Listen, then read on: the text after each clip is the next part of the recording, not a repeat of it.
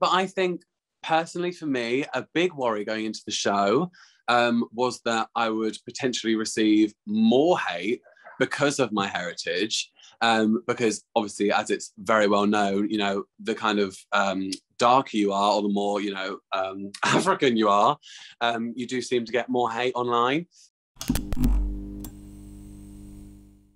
Hi everyone, it's me, Tia Kofi, and welcome to Attitude Tea Time in association with Taimi, where each week I'll be bringing you the latest eliminee from RuPaul's Drag Race UK Season 3, and we'll be spilling a little bit of tea.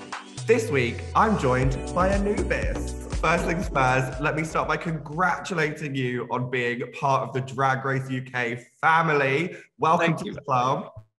How are you feeling now that the episode has aired?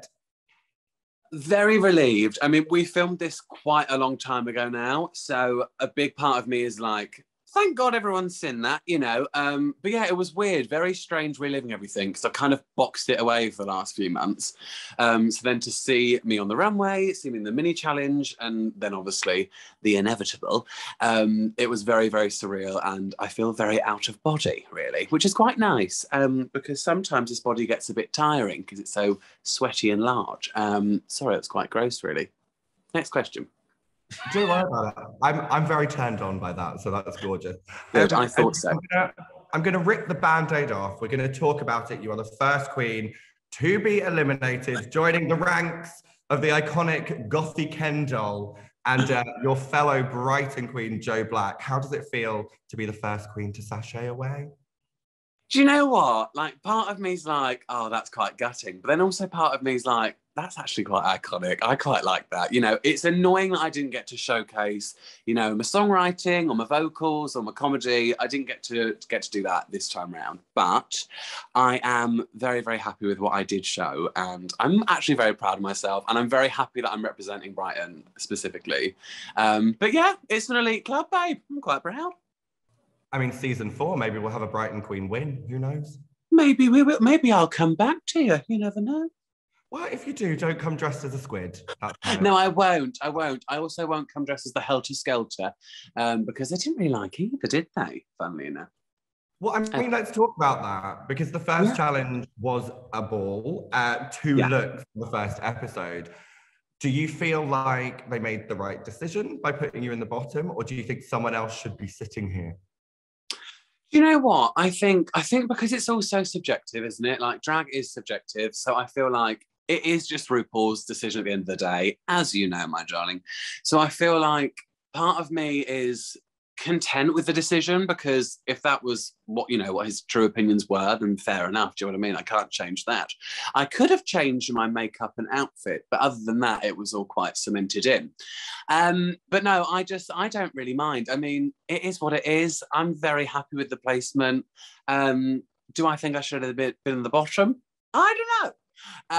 Do I think I should have been in the top? Probably not. But I had a camp time and it's a great lip sync, you know. Electra is a powerhouse performer and I'm very, very honoured to be next to her. Oh, I didn't know she was in the conference call. Oh no, it was just Tia. It was just Tia doing the oh, but yeah, here she is again, coming back from the dead. Bless her. So you said you kind of don't think that you should have been in the bottom. Who do you think should have been in the bottom? I didn't say. You're twisting my words, you naughty girl. I'm not my friends. I'd never twist your word. Right, okay, darling. You can twist my leg, though. Who do I think should have been in the bottom instead of me? Michelle Visage. I mean, that was an ugly, horrible outfit. No, honestly, like, I think the placements, were, like, relatively justified.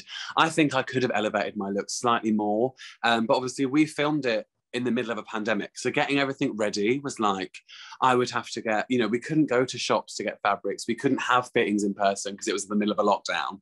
So making the outfits was like the hardest part for that show, which might have held me back for the runway, but I'm not making excuses, darling. Do you know what I mean? I know when something's not the best it could have been, but we live and we learn. Do you know what I mean? I'm sitting here having a great time with you, so I'm winning. Very that. So something I want to talk about, because it's something that's very important to me, is you representing your Egyptian heritage in your name, in your entrance look, as everywhere that you could, really. Do you want to talk a little bit about that, particularly given the difficulties that LGBTQ people experience in North Africa? Yeah, for sure. I mean, like, for me, my heritage has always been something I've wanted to showcase, particularly through my art. So when I got the call for the show, I knew that this was something I wanted to really hammer home on. So maybe this is a spoiler. I don't know. It probably isn't, but who cares? You know, I wanted a lot of my runways when I was initially sketching my ideas to be centered around my heritage and around my Egyptian ethnicity. So my entrance look obviously was a deconstructed idea of the Egyptian flag, and there might be some other ones relating to that. But I think personally for me, a big worry going into the show was that I would potentially receive more hate because of my heritage. Because obviously, as it's very well known, you know, the kind of darker you are, or the more, you know, African you are, you do seem to get more hate online. And I think that for me was something I really wanted to talk about and discuss, because I don't think my heritage is also necessarily prevalent through my drag, unless it's like I'm wearing the Egyptian flag, because I am very camp, I am very wacky, and you know, sometimes it can maybe overshadow that. But that's such an important topic for me, and that's why my name is Anubis. So yeah, I'm very, very proud of my heritage. Right. Let's get into it, Anubis. This is what I want to know about. Oh Now, no. you called yourself the trade of the season, and I beg to differ. There's no face tune here. Who else from your cast would you call the trade of the season? Well, it's got to be. Well, do you know what? I do fancy kind of everyone, to be honest. But that's just because I'm a raging slag. I've got to go with my top picks are. Notice how I'm doing multiple because I'm just obsessed. I do love Ella Vidae very much. You know, obviously a gorgeous human. I do love a bit of Scarlet Harlot. She's also very lovely. But you know what? I think all of them are very, very beautiful. I think it's a very, very beautiful cast. I mean, Victoria. That bloody cheekbone, darling. You can't pay for that, Crystal. Very true. Would you say that your cast is hotter than season 2? Well, yeah, clearly. Well, it's been a great call. Good to speak to you. Right, thank you very much.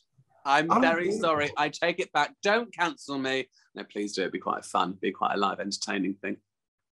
Do you think there are any romances that might like be sizzling under with your fellow cast members? Oh, that's quite a fun question. I mean, I hope so. Who doesn't love a wedding? Do you know what I mean? I mean, I won't be invited to perform, bless me. But no, I'd happily attend as a flower girl. I don't know, any showmances. I mean, I wasn't there long enough to find out, really, babe. Do you know what I mean? So I have to tune in and find out. Oh yeah, just keep watching. See what keep happens. Watching. If you could have a little romance with anyone, who would it be? Just choose one. Just one. Ooh. We're going RuPaul. personality. Right, anyone from my season, okay. It's got to be Victoria, genuinely. I'm just in love with her. Like, everything about her, I'm obsessed with.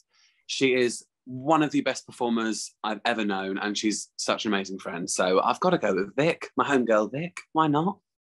Interesting. And is that someone that you want to see make their way to the final? God, yeah, of course I bloody do. I mean, Victoria has been one of those people that I've known her for ages, and she's always been someone that I've admired and looked up to. She's a true idol of mine, and I think she is now, like, she always has been, but particularly with the casting of this show, she is a queer icon. And the fact that she's on the show, like, not only warms my heart, obviously, from a selfish perspective, but everyone's heart watching, you know, everyone just adores her. And if you don't, you're a stupid cow and you need to start following her and supporting her. But yeah, she's absolutely amazing. So I would love to marry her if you have an invitation for me. I don't know. I'll ask your boyfriend if he's okay with it. Do you know what I mean? He's not okay with it. But I don't care these days. You know what I mean? I've got a blue tick, so I do what I like. that is not how it works. That's advice from your auntie. Yeah.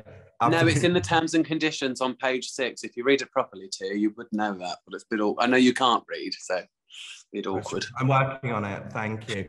You actually said in the episode that you couldn't find your voice when you were on the runway. Did you feel like it was the pressure of the competition that had gotten to you? Do you know what, babe? Genuinely, I feel like it was a mixture of things, because obviously it's very daunting, especially, you know, walking in and then meeting Ruth the first time, and it all just happens at once, doesn't it? Like, it is a whirlwind of emotions. So potentially, yeah, it could have been the pressure, but also I feel like I could have been a bit choked up with the memory of my dad, with the gown that they were kind of like, you know, critiquing. So it could have also been a bit of that. But also maybe just the nerves of having to lip sync as well. Like, I think it was just a big amalgamation of all those different things.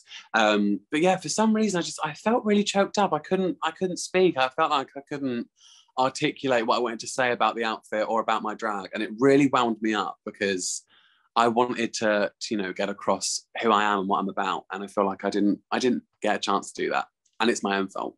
But I just get in my own head, babe. Do you know what I mean? What's difficult is that first runway walk, I can empathize that it's very overwhelming. You've never really turned that corner before. So it's the first time you get to do that. And I can understand. But Rue was sort of in your corner saying, I know exactly how out there you can be. Yeah. In your audition tape. Anubis, what did you do on the audition tape? What didn't I do on the audition tape, darling? I did a bit of everything. I think I dressed up as an old lady at one point and I had birthday banners and I drew a face on a balloon and caressed it very, very sweetly.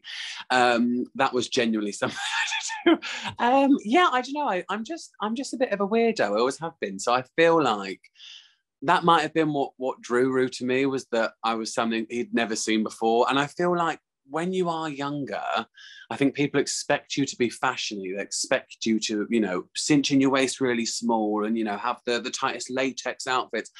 And babe, that just ain't me, as you probably discovered from episode 1. But no, my drag is all about camps, and it's about camps. It's all about tents and camps and forests. No, it's all about being camp and over the top and silly. And I think that is potentially what Rue saw in me from the audition process. I mean, if it wasn't, God knows what else. You know what I mean? Maybe my big tits. I love that. At 19, people expect you to cinch your waist in real small. Just say Crystal Versace. We know what you're saying, Anubis, please. Do you know, she's actually next door. She's sleeping next door. I'm very tempted to wake her up and get her in the FaceTime call, but she'll be very livid. Oh, Joe. Well, you never know. I might be speaking to her at some point. So save your breath. You never know. Gorgeous. Anubis, thank you so much for chatting with me. I will see you very soon for a little bevy. I'll get you a gin and tonic. Don't worry about it. Thank you very much. I'll get you something special too, darling. All right. A signed print, perhaps. Oh, I'm okay, thank you. Don't worry. All right. You can fuck off then. See you later.